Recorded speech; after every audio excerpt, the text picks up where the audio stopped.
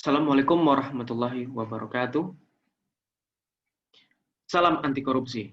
Semangat pagi, pagi, pagi, pagi. Di Pulau Sumatera ada sungai Batanghari. Sambil asik berjalan di pagi hari demi menjaga dan menjalin silaturahmi, Bapak, Ibu, dan rekan-rekan, perkenankan saya untuk memperkenalkan diri. Nama saya Aad Ade Justiawan, saya bertugas di Inspektorat Daerah Kabupaten Bungo. Dan saya juga bertugas sebagai penyuluh anti korupsi. Kemajuan suatu negara sangat ditentukan oleh kemampuan dan keberhasilannya dalam melaksanakan pembangunan. Pembangunan sebagai suatu proses perubahan yang direncanakan, mencakup semua aspek kehidupan masyarakat. Efektivitas dan keberhasilan pembangunan terutama ditentukan oleh dua faktor, yaitu sumber daya manusia dan sumber pembiayaan. Di antara dua faktor tersebut yang paling dominan adalah faktor manusianya. Indonesia merupakan salah satu negara terkaya di Asia, yang apabila dilihat dari keanekaragaman kekayaan sumber daya alamnya. Tetapi ironisnya, negara tercinta ini dibandingkan dengan negara lain di kawasan Asia, bukanlah merupakan sebuah negara yang kaya, malahan termasuk negara yang miskin. Mengapa demikian? Salah satu faktor penyebabnya adalah terjadinya korupsi. Korupsi di Indonesia dewasa ini sudah merupakan sebuah patologi sosial atau sebuah penyakit sosial yang sangat berbahaya yang mengancam semua aspek kehidupan bermasyarakat, berbangsa, dan bernegara. Korupsi telah mengakibatkan kerugian material keuangan negara yang sangat besar. Nah, berkaitan dengan korupsi tadi, sebagai penyuluh anti korupsi, saya akan menyampaikan topik atau materi yang berkaitan dengan korupsi. Materi yang akan saya ambil adalah 30 delik tindak pidana korupsi dan pengelompokannya. Baik, kita mulai.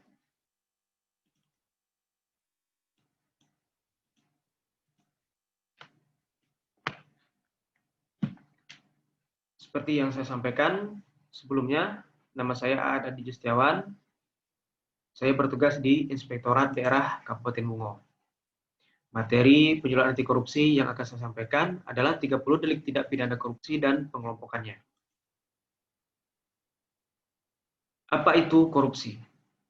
Korupsi berasal dari bahasa Latin corruptio, dari sebuah kata kerja corrumpere, yang artinya busuk, merusak, menggoyahkan, memutarbalik, atau menyogok. Nah, bahasa Latin itu kemudian turun ke banyak bahasa di negara-negara Eropa. Di antaranya di negara Inggris, Prancis, dan Belanda. Di dalam bahasa Inggris itu disebutkan corruption atau korup. Bahasa Prancis disebutkan corruption. Bahasa Belanda corrupte atau corruptie. Nah, dari bahasa Belanda itu diadopsi ke dalam bahasa Indonesia menjadi kata korupsi. Dan pengertian dari korupsi itu sendiri. Korupsi adalah perilaku pejabat publik, politikus, atau pegawai negeri yang secara tidak wajar dan legal memperkaya diri atau memperkaya mereka yang dekat dengan kekuasaan dengan cara menyalahgunakan kekuasaan publik yang dipercayakan kepada mereka. Sedangkan menurut Pasal 2 Undang-Undang Nomor 31 Tahun 1999 sebagaimana diubah dengan Undang-Undang Nomor 20 Tahun 2001, korupsi adalah perbuatan melawan hukum dengan maksud memperkaya diri sendiri ataupun orang lain, baik perorangan maupun korporasi, yang dapat merugikan keuangan negara atau perekonomian negara. Nah, bagaimana korupsi ini bisa terjadi? Ada 5 teori yang bisa kita pelajari. Teori pertama ini disampaikan oleh Robert Klitgard, yang sering juga disebut dengan CDMA teori. Korupsi ini terjadi karena adanya faktor kekuasaan dan monopoli yang tidak dibarengi dengan akuntabilitas. Apa itu akuntabilitas? Adalah suatu keadaan yang dapat dipertanggungjawabkan. Teori yang kedua yang diungkapkan oleh Jack Bollon, yang sering juga disebut dengan Gone Theory, yang berasal dari kata greed, opportunity, needs, dan expose. Jadi faktor-faktor yang mempengaruhi korupsi adalah adanya keserakahan atau greed, kesempatan opportunity, kebutuhan needs, dan pengungkapan atau expose. Expose atau pengungkapan inilah suatu tindakan atau konsekuensi yang dihadapi oleh pelaku kecurangan apabila pelaku ditemukan melakukan kecurangan. Menurut Donald L. Creasy, yang sering juga dikenal dengan fraud triangle theory, 3 faktor yang berpengaruh terhadap fraud atau kecurangan adalah adanya kesempatan, adanya motivasi, dan adanya rasionalisasi. Kemudian teori yang keempat, menurut willingness dan opportunity to corrupt, korupsi terjadi jika terdapat kesempatan dan peluang akibat adanya kelemahan sistem dan kurangnya pengawasan. Kemudian adanya niat ataupun keinginan yang didorong oleh adanya kebutuhan dan sifat serakah daripada individu. Teori kelima adalah teori cost-benefit model. Korupsi terjadi jika manfaat korupsi yang didapat atau dirasakan lebih besar daripada biaya risikonya. Jadi nilai manfaat bersih korupsi lebih daripada 0. Dari kelima teori tersebut, dapat kita simpulkan bahwa motif perbuatan korupsi ini dilakukan karena ingin memenuhi kebutuhan hidup yang sehari-hari tidak tercukupi oleh gaji yang rendah. Kemudian adanya sifat keserakahan yang dimiliki oleh seorang individu untuk bisa hidup secara berlebihan atau bermewah-mewahan. Kemudian terjadi karena adanya pertemuan antara adanya niat dan kesempatan. Kemudian korupsi juga tercipta karena adanya tekanan. Antara lain, contoh itu tekanan dari atasan kepada bawahan untuk melaksanakan sesuatu yang tidak disesuai dengan ketentuan.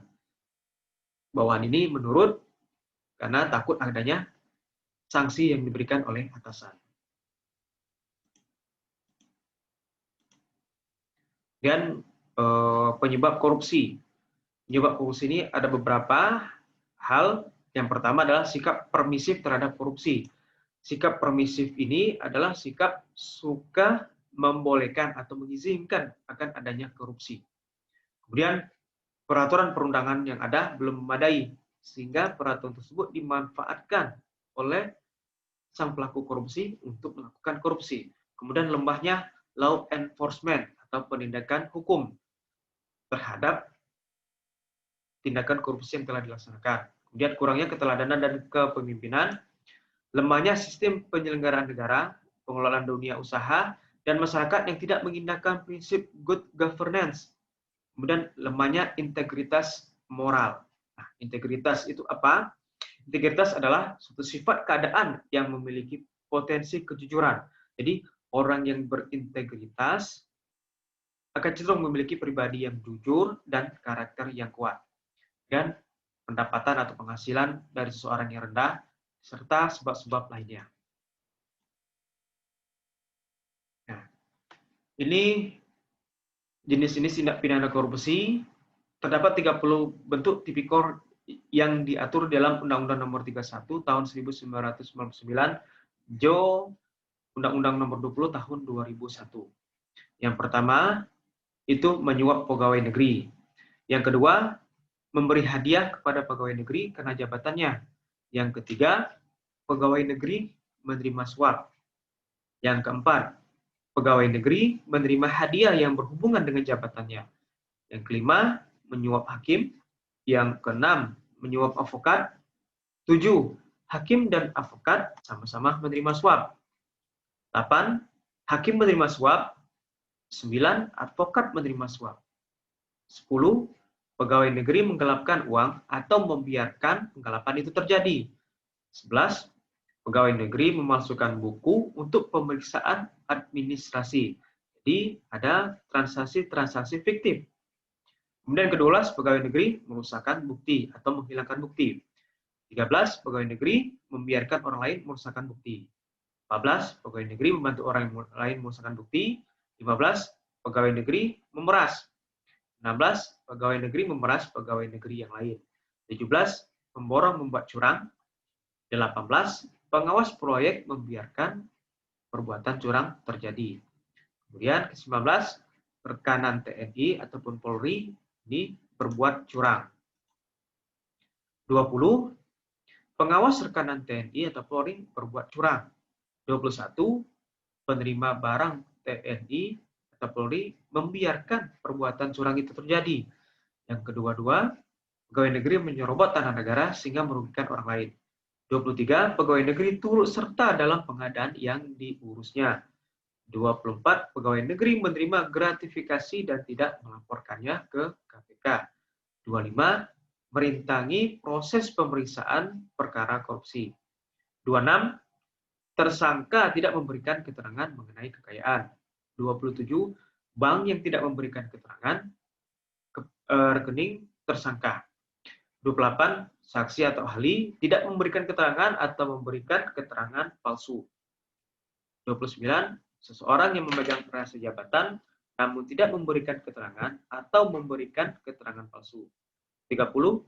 Saksi yang membuka identitas pelapor. Nah, dari 30 delik tipikor tadi dapat kita kelompokkan di dalam 7 jenis tindak pidana korupsi. Yang pertama adalah merugikan keuangan negara. Yang kedua, adanya suap menyuap. Yang ketiga, adanya penggelapan dalam jabatan. Keempat, terjadinya pemerasan. Yang kelima, perbuatan curang. 6. Benturan kepentingan dalam pengadaan. Dan 7. Gratifikasi. Baik, akan kita jelaskan satu persatu daripada 7 kategori jenis tindak pidana korupsi ini. Merugikan keuangan negara.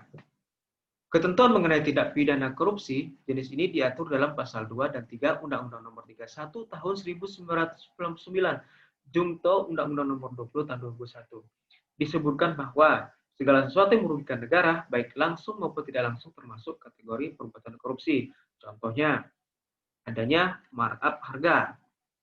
Kemudian, adanya pekerjaan yang tidak sesuai dengan spek barang yang dimuat di dalam kontrak. Nah, kemudian suap menyuap. Suap menyuap itu adalah suatu bentuk pemberian yang dilakukan oleh korporasi atau pihak swasta berupa pemberian barang, uang, janji, dan bentuk lainnya yang bertujuan untuk mempengaruhi pengambilan keputusan dari pihak penerima suap. Jadi, adanya suap tersebut mempengaruhi pengambil kebijakan atau keputusan akibat suap yang diterimanya. Kemudian, penggelapan di dalam jabatan. Pelaku korupsi jenis ini tentu mereka yang memiliki jabatan tertentu atau memiliki kewenangan di dalam pemerintahan. Nah, dengan jabatannya, sang pelaku menggelapkan atau membantu orang lain menggelapkan uang ataupun surat berharga milik negara, sehingga ini tadi menguntungkan dirinya sendiri atau menguntungkan orang lain. Contohnya, dengan kewenangannya, pejabat tersebut memasukkan dokumen, kemudian menyalahgunakan barang inventaris kantor, kemudian membuat bon atau kwitansi kosong, itu meminta kwitansi kosong pada toko, kemudian diisinya yang tidak sesuai dengan realisasi atau fiktif. Kemudian selanjutnya pemerasan. Pemerasan ini didefinisikan sebagai tindakan menguntungkan diri sendiri atau orang lain secara melawan hukum atau dengan menyalahgunakan kekuasaan memaksa seorang memberikan sesuatu, membayar atau menerima pembayaran dengan potongan atau untuk mengerjakan sesuatu bagi dirinya. Di pemerasan ini identik dengan adanya pemaksaan kepada seseorang untuk memberikan sesuatu atau membayar atau menerima pembayaran untuk kepentingan diri pribadi yang melakukan pemerasan. Dan perbuatan curang. Seseorang yang berbuat curang pada umumnya ingin memperoleh keuntungan tanpa tenaga dan usaha. Nah, contohnya pemborong, proyek curang. Jadi pemborong ini melaksanakan pekerjaan tidak sesuai, contohnya untuk adukan beton. Adukan beton ini mungkin adukan K150 dibuatnya adukan K125 sehingga mengurangi mutu daripada mutu pekerjaan. Nah, ini salah satu perbuatan curang yang dilakukan oleh pemborong. Kemudian pengawas proyek juga curang dengan membiarkan bawahannya melakukan kecurangan. Kemudian pengawas juga tidak melaksanakan tugasnya dengan baik, membiarkan pemborong untuk melakukan kecurangan. Jadi mereka sama-sama bekerja sama.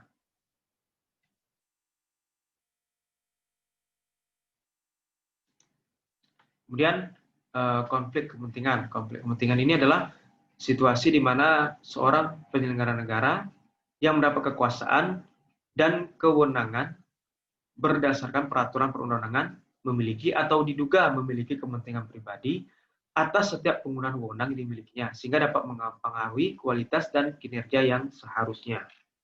Dan gratifikasi. Gratifikasi ini didefinisikan sebagai suatu pemberian dalam arti luas, yakni meliputi pemberian uang, barang, rabat, komisi, pinjaman tanpa bunga, tiket perjalanan, fasilitas penginapan, perjalanan wisata, pengobatan cuma-cuma, dan fasilitas lainnya yang diterima di dalam negeri maupun yang di luar negeri, dan yang dilakukan dengan menggunakan sarana elektronika maupun tanpa sarana elektronika. Bagaimana jika korupsi ini tidak ada di Indonesia? Tentu kita semua rakyat Indonesia menginginkan hal seperti itu. Nah, jika tidak ada korupsi di Indonesia, maka kita akan memperoleh suatu keadaan di mana rakyat makmur tanpa adanya kemiskinan. Kemudian keamanan akan terjamin, layanan pendidikan akan lebih berkualitas dan terjangkau untuk masyarakat miskin. Tidak ada lagi masyarakat miskin. Kemudian layanan kesehatan optimal ke seluruh masyarakat. Pejabat dan aparat akan dekat dengan masyarakat dan layanan publik akan sempurna, akan optimal diterima oleh masyarakat, dan pada intinya rakyat akan sejahtera. Jadi pada kesempatan kali ini saya ingin mengajak kepada kita semua, ayo kita bersatu melawan korupsi, sehingga apa yang menjadi cita-cita bangsa Indonesia yang tercantum di dalam alinea keempat pembukaan Undang-Undang Dasar 1945 dapat kita capai. Demikianlah yang dapat saya sampaikan. Sebelum saya akhiri, saya akan membacakan pantun. Mengendarai sepeda hari Sabtu malam, naik sepeda melintasi kota. Terima kasih banyak untuk semuanya karena senang mendengar saya. Terima kasih. Sekali lagi, mohon maaf apabila dalam penyampaian materi ini ada kesalahan kata dan makna dalam penyampaiannya. Saya mohon maaf. Saya akhiri. Wabillahi taufiq wal hidayah. Wassalamualaikum warahmatullahi wabarakatuh. Salam anti korupsi. Semangat pagi, pagi, pagi, pagi.